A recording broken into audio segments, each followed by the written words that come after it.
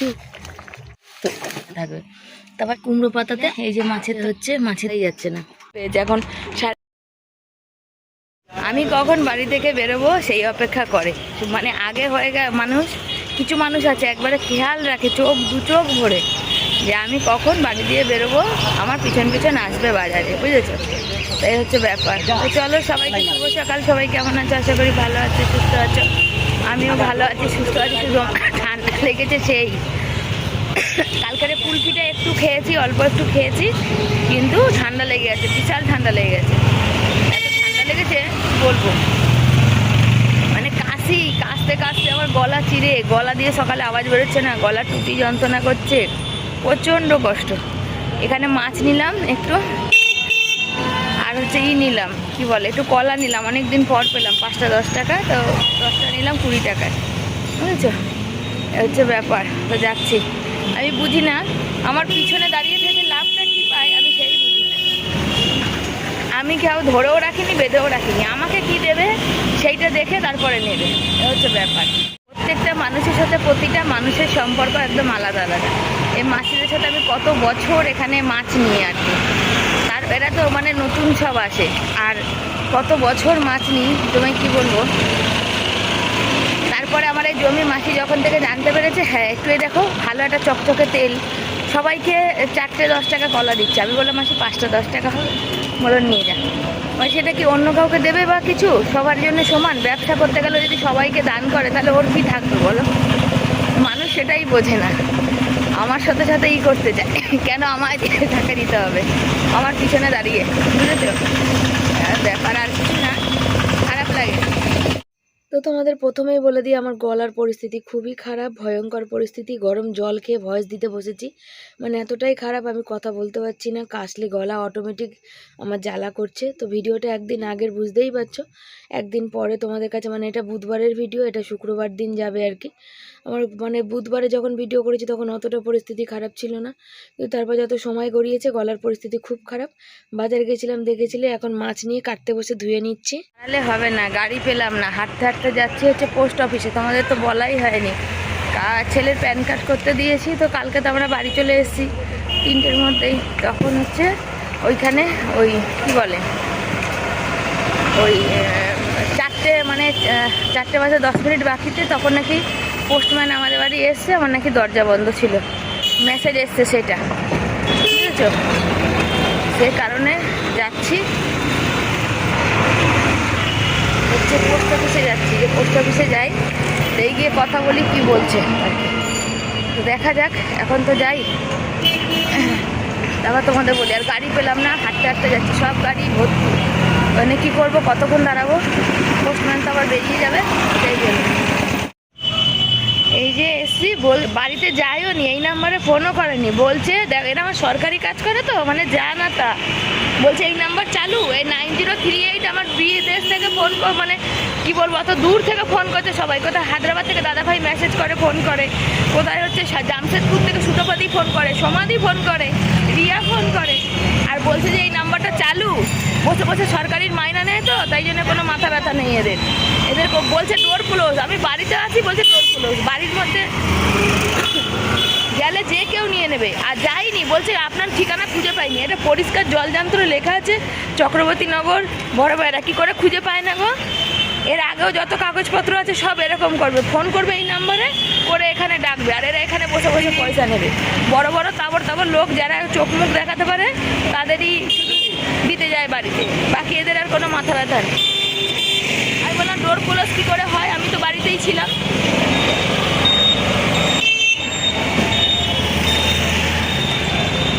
বলছে এই নাম্বার চালু আছে, বলছি ফোনটা করে দেখুন তো চালু আছে কি না, ফোন এসছে।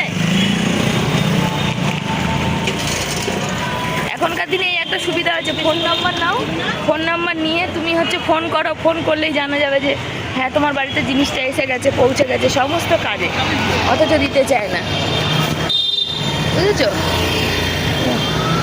নিয়ে নিলাম পোস্ট অফিস থেকে। আমি বললাম বাড়ি না গিয়েই বলে দিচ্ছেন যে ডোর ক্লোজ, বাড়িতে যেতে হতো। আমি বললাম ডোর ক্লোজটা কিসের জন্য আপনারা মেসেজ পাঠিয়েছেন? বলছে ডিপোজিট হয়ে গেছে, আর গিয়ে বাড়ি গিয়ে আপনার বাড়িতে গিয়ে আপনাকে পাইনি ডোর খোলা, যে ছেলেটা দেয় আমি বললাম কি করে ডোরটা ক্লোজ হয়, খোলা ছিল, আপনি গেছেন কি করে 3টের সময় আমরা বাড়ি।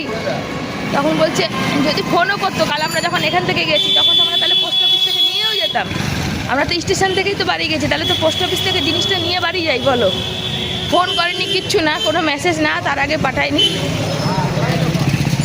এদের বললেই এদের শুধু ঝগড়া লেগে যাবে, জানো তো, সরকারি কাজ করে মানে যা মন করে তাই করে, আর কোনো মানে মাথা ব্যথা নেই।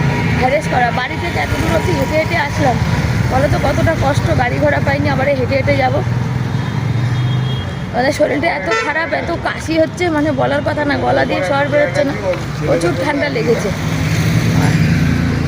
কী করবো, চলো ব্যাগে ভরে নিয়ে যাই, হাত থেকে আবার পড়ে যাবে। অনেক জামা কাপড় ছিল ঘরে, প্রচুর। ইঁদুরা দিদিভাইও অনেক জিনিসপত্র পাঠিয়েছে, তোমরা দেখেছো, এত দূর থেকে এত কষ্ট করে পাঠিয়েছে সমস্ত জিনিসপত্রগুলো। আর এই সব জামা কাপড়গুলো কেচে নিচ্ছে। আর এমনিতেও আমরা একটু রবিবার দিন, আমাদের বিবাহবার্ষিকীর দিন, একটু ঘুরতে বেরোবো, তো আমার তো সে ধোয়া শাড়ি বলতে এনে ওই ভালো শাড়িগুলো তো সব দিন ধোয়া হয় না, আর কোনটা ধুয়েছি কবে পরেছি মনেও থাকে না, তার জন্য সব জামা কাপড়গুলো ধুতে বসলাম। আর এইখানে দেখো এই শাড়িটা ধোবো, আর এই জামা কাপড়গুলো বড়রা পরে যাবে না, ওদের জামা কাপড় ধোয়াই থাকে। আর ওই যে মানে এগুলো ধুয়ে দিচ্ছি, গরমের মধ্যে 2 দিন পরা হয়েছে, বিয়ে বাড়িতেও পড়েছিল, আবার এখানে কলকাতা গেলাম ওই দিনও পড়েছে। আর এত দূর থেকে দিদিভাই আমার সাথে দেখা করতে এসছে, সত্যি বলতে আমি খুব কৃতজ্ঞ। তোমরা অনেকে আছো কমেন্ট করেছো যে হ্যাঁ দেখো আমাদের কেউ মানে কি কেউ একটা কিছু দিয়ে সত্যি বলতে আমার ভাগ্য আগে এরকমই ছিল, কোনো দিন কারোর কাছে 1 টাকার একটা লজেসও সাহায্য পাইনি। চোখের সামনে দেখেছি অনেক মানুষকে অনেক কিছু দিয়ে সাহায্য করে, কি জামা কাপড়, খাওয়া দাওয়া সব দিয়ে একটা সময় প্রচুর পরিস্থিতি খারাপ গেছে। কিন্তু এখন বর্তমানে ইউটিউবে এসে হ্যাঁ কিছু মানে সবাই আমার হয়তো ভিউয়ার্স যারা, সবাই আমার ভিডিও দেখে আমার অনেক উপকার করে ঠিকই, কিন্তু তার মধ্যে আমার এই 4-5 জন আছে যারা আমাকে খুবই সাহায্য করে। সুতপাদি এখন মোটামুটি মানে আবার নীলা দিদিভাই নাম জানতে চেয়েছে, তার জন্য বলি সুতপা দিদিভাই নাম, সুতপা নাম আর কি। আর হচ্ছে কি বলো তো, সুতপা দিদিভাইয়ের মেয়ে মনা, সুতপা দিদিভাই কিছু করে না, মনা টুকটাক যে পড়াশোনা করে আর নাচের ক্লাস আছে তারা করে, সেটা দিয়ে আমাকে সামর্থ্য মতো মানে চেষ্টা করে আর কি। আর দাদাভাই আছে, দাদাভাই সুতপাদি, সোমাদি, আর হচ্ছে রিয়া, আর এখন বর্তমানে সোনালি দিদিভাই। এখন সোনালি দিদিভাইও যবে থেকে আমার সাথে অনেক দিন আগে থেকে সোনালি দিদিভাই আমাকে ফোন নাম্বার চেয়েছিল, যোগাযোগ করতে চেয়েছিল। সত্যি কথা বলতে বুঝতেই পারো, তোমরা যেমন ভাবো যে সোশ্যাল মিডিয়া এ সত্যি বলছে না মিথ্যা বলছে, সেরকম আমাদের ক্ষেত্রেও কিন্তু সেই একই জিনিস, একই ব্যাপার হয়ে যায় আর কি।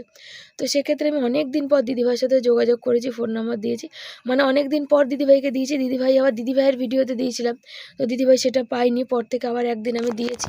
নাম্বারটা নেওয়ার পর আমি ডিলিট করেছি, কেন এখানে নাম্বার রাখলে আমি একবার এরকম ঝামেলায় মানে কি বলো তো, প্রচুর মানে একজনকে নাম্বার দিয়েছি, নাম্বার দেওয়ার পর খুব প্রচুর পরিমাণে বিরক্তি করছিল। লাস্টে তো এটা বলা হলো যে এবার যদি ফোন করো বিরক্তি করো থানা পুলিশের সাহায্য নিতে হবে। তারপরে গিয়ে নাম্বার ব্লক করে দিলেও আর একটা অন্য নাম্বার দিয়ে আবার ফোন করছে, এরকম ব্যাপার ছিল আর কি, একটা ব্লক করলে আর একটা দিয়ে। তো সেই জন্য নাম্বার মোটামুটি দেওয়া বন্ধ করে দিয়েছিলাম। তারপরে মোটামুটি কি পুরো বন্ধ করে দিয়েছিলাম, শুধু সোমা দিদি, রিয়া, এর কাছে দুজনের কাছেই নাম্বার ছিল।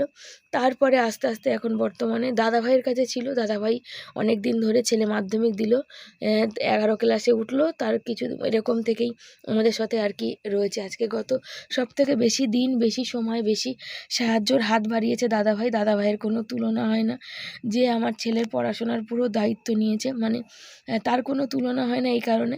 কিন্তু আমি বাবা মা, আমি সবসময় বলি যে আমি চেষ্টা করি যে আমার ছেলেকে আমি যতটা পারি করি, কিন্তু দাদাভাই আমার বড় দাদা মতন সমস্ত কিছু কিন্তু সে করে। তোমাদের সাথে কথা বলতে বলতে বলাই হলো না, জামা কাপড় ধোয়া কাচা কমপ্লিট হয়ে গেছে, গ্যাস মুছতে এসেছি, এখনও জামা কাপড় মেলিনি আর কি, গ্যাসটা মুছে নিই, তারপরে জামা কাপড় মানে বাসন মাজবো, তারপরে জামা কাপড় মেলবো। তো চলো সে কাজগুলো করি আর কথাগুলো তোমাদের সাথে বলে নিই, কমপ্লিট করে নিই। তারপরে আসলো সোমা দিদিও বেশ কয়েক মাস হয়ে গেছে জয়েন। তারপরে সুতপা দি আসলো, তারপরে আসলো হচ্ছে সোনালি দিদি, আর মাঝখানে রিয়ার সাথে কথা হয়েছিল, রিয়াদের বাড়ি গেছিলাম, তো রিয়া কী কী দিয়েছিল তোমাদের তো শেয়ার করেইছি। আর রিয়ার মেয়েকে আমি আমার সামর্থ্য মতো যা হয়েছে তাই দিয়েছি, সেটা তোমাদের সাথে শেয়ার করিনি, কেন বলো তো, আবার অনেক মানুষের অনেক কথা হবে যে নিজে খেতে পারে না লোকের দেয় খায়, তখন আবার এই জিনিসটা দিয়েছে হ্যান ত্যান এরকম কথা, তার জন্য আমি বলতে চাই না। সত্যি আমার এই বলে না, আমি আমার বাড়ির লোকের সাথেও বলছিলাম যে কিছু খারাপ হয় কিছু ভালো হওয়ার জন্যে, আর জমিটা চলে গিয়ে বুকে ভীষণ কষ্ট বা ব্যথা, সেক্ষেত্রে আমি এত ভালো মানুষের সাথে আশীর্বাদ, ভালোবাসা, আর এগুলো সবথেকে বড় কথা হচ্ছে ভালোবাসা, এগুলো তাদের কখনো আমি অসম্মান করতে পারবো না। আর চলে গেছিলাম তো প্যান কার্ড আনতে, জানো কত ঝগড়া ঝামেলা করে আসলাম। তারপরে দেখো ছেলের প্যান কার্ড এসেছে, তো দেখিয়েছিলাম, বাকি নাম্বারটা আর দেখালাম না। দেখো সবাই তো সমান হয় না, কত রকমের মানুষ আছে, প্রায় 300 400 500 700 1000 ভিউজও আছে ভিডিওতে। কোন মানুষ কিভাবে দেখবে, তার আমার ছেলে সবে সবে প্যান কার্ড হয়েছে, নাম্বারটা নিয়ে কী ব্যবহার করবে তার ঠিক নেই আর কি। তারপরে দেখো এখানে চলে এসে জামা কাপড় মেলতে, আর ভাবছি কোথায় কোন জামা কাপড় মেলবো বুঝতেই পারছি না জানো। এই যে মাঝখানে এইটুকুনি ছোট দড়ি, 3খানা দড়ি, আর 3খানা দড়ির মধ্যে মাত্র 2 হাত কি 3 হাত করে জায়গা, সেই জায়গাটুকুনির মধ্যে জামা কাপড় মেলতে হয়। তার কারণ গেট দিয়ে সবাই ঢোকে, তাদের গায়ে লাগতে পারবে না। ওদিকে লেবু গাছটা রয়েছে, তার কাটা রয়েছে, সেদিকেও মেলা যায় না। তো জামা কাপড় মেলাতে ভীষণ অসুবিধা হয়, বেশি করে কাচলে কী হবে, মেলতে পারি না। মনা ফোন করেছিল, মানে সুতপা দিদিভাইয়ের মেয়ে ফোন করেছিল, দিদিভাইয়ের প্রচুর শরীর খারাপ। আমি তো ভাবলাম শর্ট ভিডিও করে নিই, মাছ ভাজা বসিয়ে বললাম চলো কথা বলছিলাম। সত্যি খারাপ লাগলো, টেনে টেনে জার্নি করে এসছে, দিদিভাইয়ের প্রচণ্ড শরীর খারাপ। আমার ভালো লাগছে না সত্যি বলতে, মনটা খারাপ করছে। এখানে কাছে পিঠে হলে আমি দিদিভাইকে নিয়ে চলেই আসতাম, একদম থাকো আমাদের বাড়ি, কিন্তু এত ডুবে আছে, কী যে করবো বুঝতে পারছি না। দেখি আবার পরে একটু পরে ফোন করব। দিদিভাইয়ের মানে মনার সাথে ফোনে কথা বলতে বলতে মাছ ভেজে নিয়েছি, মাছটা ঢাকা দিয়ে। আমি আর মানে শর্ট ভিডিও করতে পারছিলাম না, আমার খুব কাশি হচ্ছিলো, আর মানে শর্ট ভিডিও করলে মুখে তো বলতে হবে, তো বলতে পারিনি জানো। তাই এখানে দেখো কি করব, আজকের ওই মিক্সি লাগানোই আছে, মিক্সিতে মশলা বেটে নিয়েছি, সেই দিনের মতো বেগুনের তরকারি করব আর কি। কালকে একটু সোয়াবিনের তরকারি ছিল, এই যে গরম বসিয়ে দিয়েছি, হাঁড়িতে চাল জল দিয়ে দিয়েছি, এখনও সবজি কাটা হয়নি।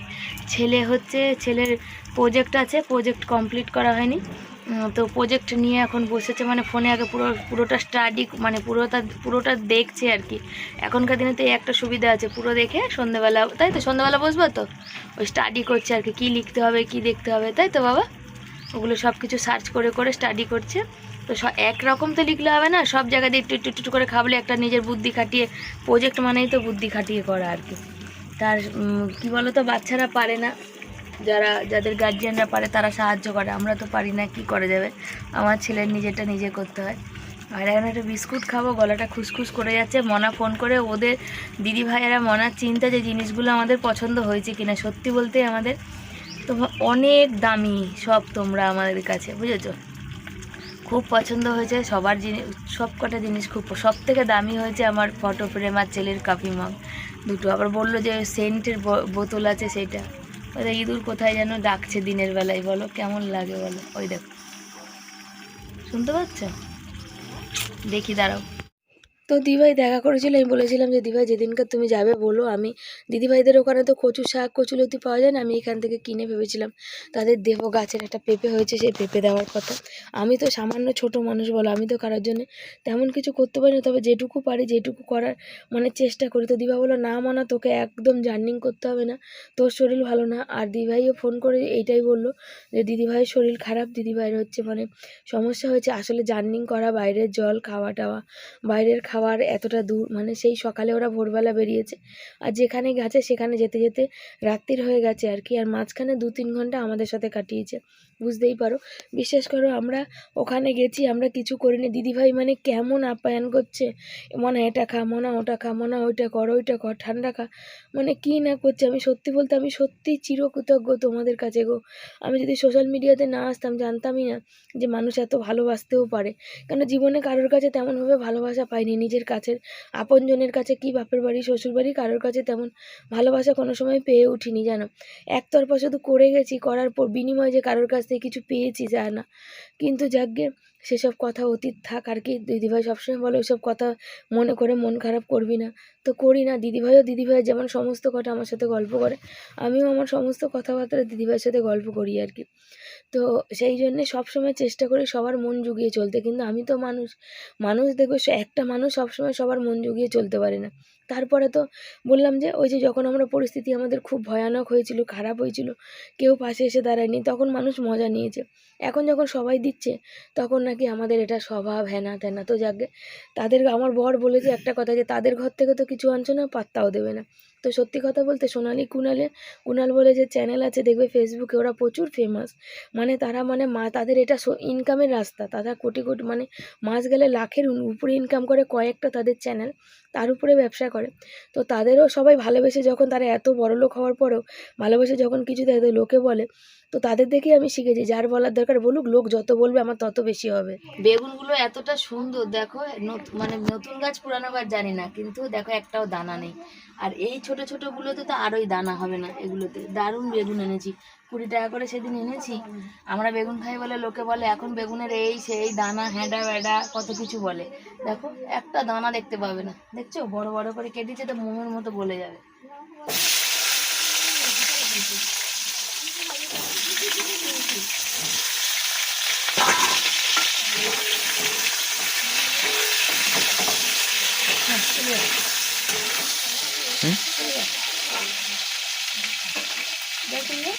মিক্সিতে বেটেছি, মশলাটা বুঝতে পারিনি, জানো তো মশলাটা কতটা হয়েছে, মশলাটা বেশি হয়ে গেছে আর কি। এখানে তো যা আছে সেটা ঝোল করব, যা হোক হবে।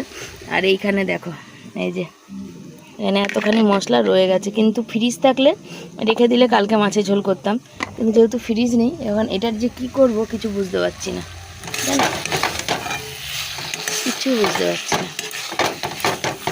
দেখা যাক কী করি, কিছু তো করতে হবে।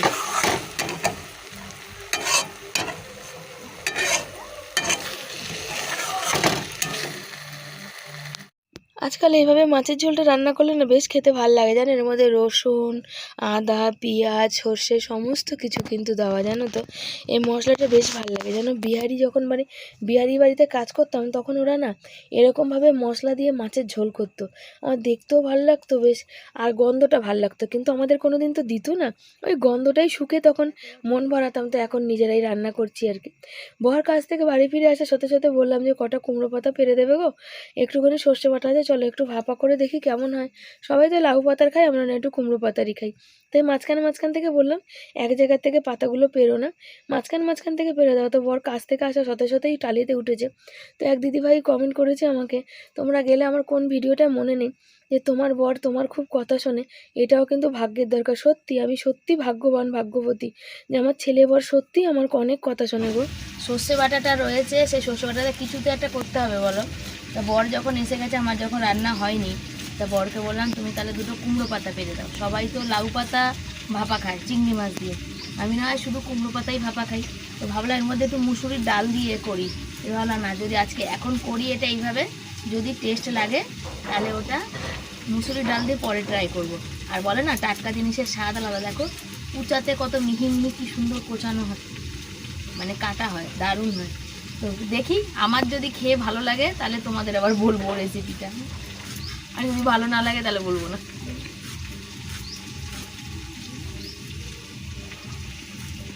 তো মাছের তেল এই যে বসিয়েছি, ছেলে এরকম মাছের তেলটা ভালোবাসে আর কি, মানে মাছের তেল দিয়ে একটু ভাজা ভাজা টাইপের। এই জায়গাটা না লেগে যাচ্ছে, এই জায়গাটা গ্যাসটা আছে তো একটুখানি হয়ে যাচ্ছে। আমি ওই কুমড়ো পাতাটা বসাতে নিলাম সেই জন্যে। তো দেখো কী সুন্দর হয়েছে।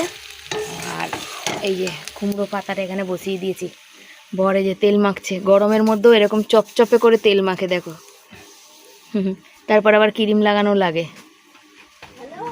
গন্ধটা হেবি সুন্দর আসছে না। কুকারে বসিয়েছি হচ্ছে দিয়েছি ওই কুমড়ো পাতার ভাপা করতে। বিশ্বাস করো চিংড়ি মাছ নেই, কিচ্ছু নেই, কাঁচা লঙ্কা তো ঝালটা একটু কম হয়ে যাবে, কেন ওখানে মশলাটা বেশি গেছে, এখানে কম, মানে মাখাতে গিয়ে দেখছি যে মশলাটা কম। আর কাঁচা লঙ্কা আমি চিড়ে দিয়েছি বেশি করে তেল। এত দারুণ একটা গন্ধ আসছে, যদি আমাদের পোস্ত থাকতো ওফ জিভে জল চলে আসতো। যদি আমার রেসিপিটা ভালো লাগে তোমাদের সাথে অবশ্যই আরেকদিন করে শেয়ার করব। আর আমার কি বেরিয়েছে দেখো, খুচরো পাপ, লোকে বলে না পাপ করা, তো আমার দেখো খুচরো পাপ, দেখেছো। কালকে একটু ব্যথা ছিল, বরকে বললাম দেখো কি হয়েছে, কালকে দিদিভাইয়ের সাথে দেখা করলাম তখনও কিছু ছিল না, আজকে সকালে দেখছি এরকম। আর আজ প্রচুর পরিশ্রম গেছে, খুচরো পাপ নিয়েই সমস্ত পরিশ্রম আমাকে করতে হয়েছে। আর কি বলবো তোমাদের, ভালো লাগছে না, আমার গলাটা খুসখুস করছে, কাজেই যাচ্ছি।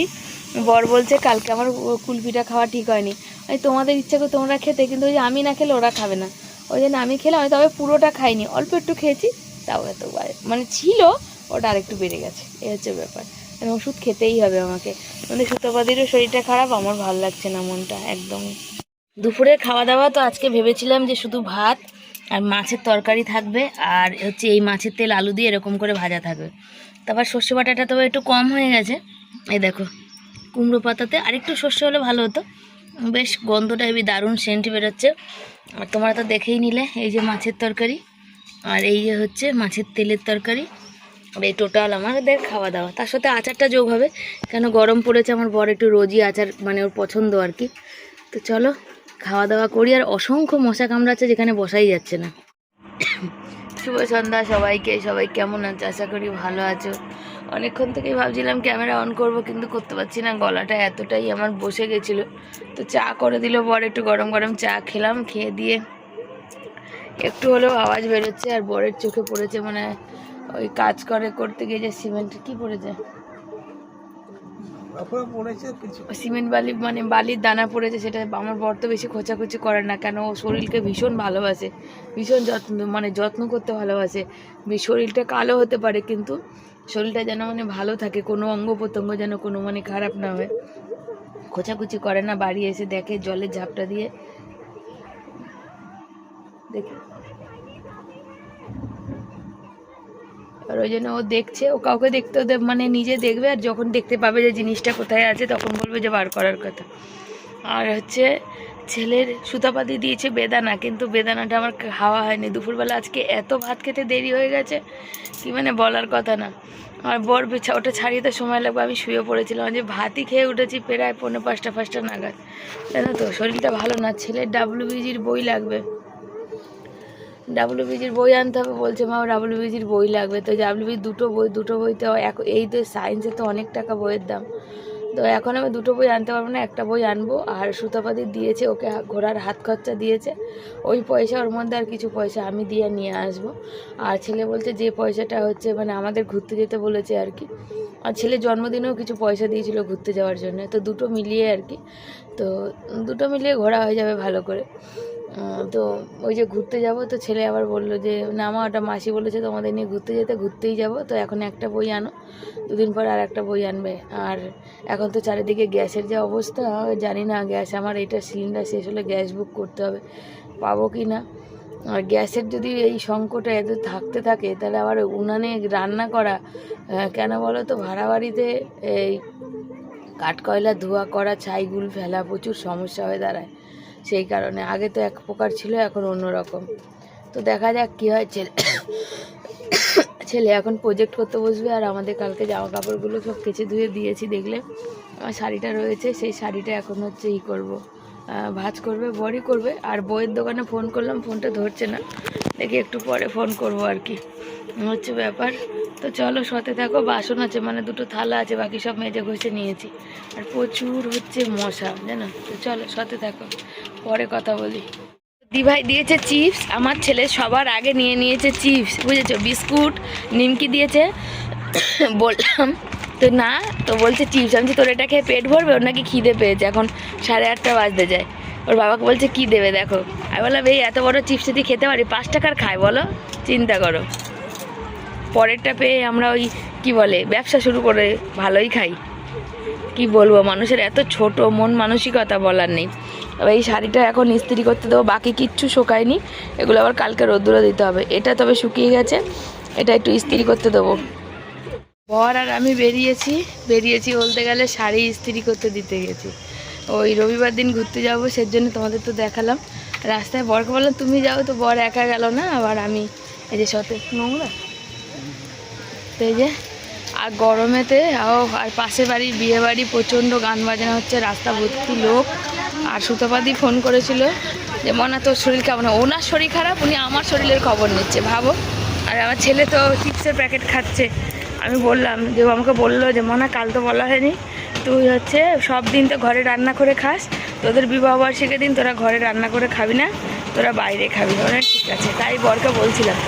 দিভাই যখন বলেছে দিয়েছে, সবসময় তো অভাব আমাদের মনের মতন ঘরে মানুষের থাকেই। সেদিন হচ্ছে বাইরে গিয়ে খাওয়া দাওয়া করবো। এই জায়গাটা অন্ধকার তো, রাস্তায় প্রচুর নোংরা, তাই নিচে তাকিয়ে আছি জানো। সেদিন বলেছে, এত আশা করে সব কিছু করেছে, ঘুরতেও যাব আর বাইরে খাওয়া দাওয়া করবো। তো চলো সাথে থাকো। এখন রাত 9:30 বাজতে যায়। বর এই ম্যাচিংয়ের ওই যে কি বলে ওটাকে, শোনা কি বলো গো, পাত্তাকে কি বলে, ডায়মন্ড খোলার চেষ্টা করছে, কিন্তু খুলছে না, যেহেতু ওর যন্ত্রপাতি আলাদা থাকে। আর এটা হচ্ছে সেই কন্ট্রাক্টরের, আর ডায়মন্ডটা হচ্ছে আমার বরের, সেই কারণ মানে ও কি, ওর নামই ডায়মন্ড। তো ও হচ্ছে এটা আমাদের মানে আজকে যেখানে কাজে গেছিলো নিজের পয়সায় কিনতে হয়েছিল, সেই জন্য ওটা খোলার চেষ্টা করছে, কিন্তু বেচারা খুলতে পারছে না। এবার দেখা যাক। আর আমার এখনও ভিডিও এডিট হয়নি, যে বাসন পড়ে আছে, চা খাওয়া হয়েছে, গলাটা একটু ছাড়লো, মানে গরম জলে গার্গেল করলাম, হচ্ছে ব্যাপার। এই দেখো অনেক চেষ্টা করছে, কিন্তু হচ্ছে ভয়েরও ব্যাপার, মানে প্রচুর ধার, বুঝেছো, ওটা তো সাবধানে না খুললেই সমস্যায় পড়তে হবে আর কি, হাত ফাত কেটে যাবে। ধূপ জ্বালিয়ে দেবো। দুপুরে যা রান্না করেছিলাম তা দিয়ে তো রুটি খাওয়া যাবে না বলো, তার জন্য রাতে কি করব, ফাটা ডিম এনেছি। ফাটা ডিম দিয়ে তোমার এখানে ভাজা করব, মানে ওই পেঁয়াজ দিয়ে টমেটো দিয়ে, আর রুটি করব। আর ফাটা ডিম আমাদের 3 টাকা করে পিস নেয় আর কি। তবে ফাটা ডিম সেদ্ধ খাওয়া যাবে না জানো। ভেবেছিলাম যে বর আমাকে বলছে কদিন ধরে যে তুমি কদিন একটু ডিম সেদ্ধ খাও, জানো তো দেখো সব দিক সামলে পেরে উঠি না। এখন এই মুহূর্তেটা তরকারি করতে গেলে গ্যাস পুড়বে, তারপরে তোমার আলু ফালু লাগবে, সব মিলিয়ে মিশিয়ে। তার জন্য বললাম 2টো ডিম ভাজলে বেশি গ্যাস লাগবে না। নীলা দিদিভাই বলেছে শিবানী পয়সা দিয়েও গ্যাস পাবে না, যা পরিস্থিতি। হ্যাঁ গো দিভাই, দেখছি সেটাই। আর দিভাই তোমার জ্বর হয়েছে, আমারও প্রচুর ঠান্ডা কষ্ট লেগেছে গো। তুমি কেমন আছো একটু জানিও, তুমি রোজই কমেন্ট করো। কাকিমা তুমি দুজন মিলে আমার ভিডিও প্রতিদিন দেখো, এত শরীর খারাপ নিয়ে সত্যি আমি ধন্য তোমাদের কাছে। আর এই যে এখন গ্যাস যতটা পারি বাঁচিয়ে কিন্তু রান্না করার চেষ্টা করি দিভাই, জানো তো। কিন্তু তাও কি বলো তো, যতটুকুনি লাগে ততটুকুনি। আমি জানি চারিদিকে যে যুদ্ধর পরিস্থিতি শুরু হয়েছে, তাতে গ্যাস পাওয়া খুবই মুশকিল। আর দেখো যাদের পয়সা আছে তারা না ইন্ডাকশান নিয়ে চলে আসবে, নিয়ে এসে রান্না বান্না করতে পারবে। আমাদের তো কারেন্টের প্রবলেম, কেন অনেক টাকা বিল, আর তারপরে কিনতেও পারবো না। তো চলো আজকের খাবার এই যে দেখে নাও। তো চলো বন্ধুরা, আজকের মতো টাটা জানাই, বিদায় জানাই। সবাই ভালো থেকো, সুস্থ থেকো। আসছি পরের দিন নতুন একটা ভিডিওর সাথে। এইভাবে পাশে থেকো, আর অনেক অনেক লাইক কমেন্ট শেয়ার করো। থ্যাংক ইউ সো মাচ তোমাদের।